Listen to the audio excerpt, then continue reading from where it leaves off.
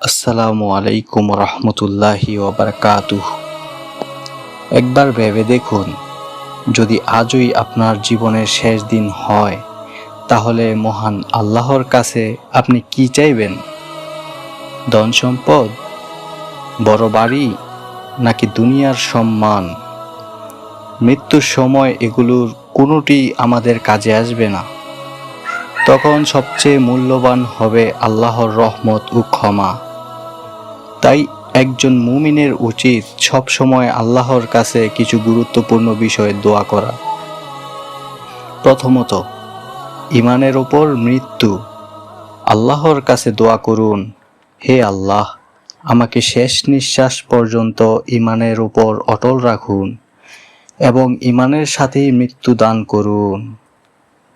দ্বিতীয়ত, সব গুনাহের ক্ষমা। আমরা সবাই ভুল করি, কিন্তু আল্লাহ তাআলা অত্যন্ত ক্ষমাশীল। আন্তরিক তওবা করলে তিনি ক্ষমা করতে ভালোবাসেন। তৃতীয়ত, কবরের আযাব থেকে নিরাপত্তা।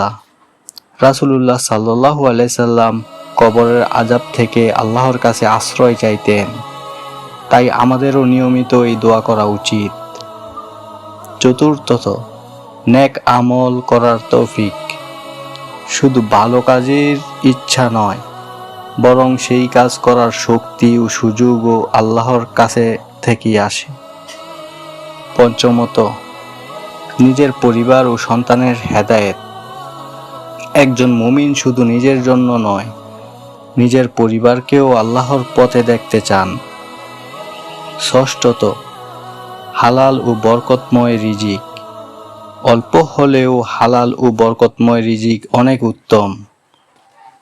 সপ্তমত, জান্নাতুল ফিরদাউস এবং জাহান্নাম থেকে মুক্তি। এটাই একজন মুমিনের সবচেয়ে বড় চাওয়া হওয়া উচিত।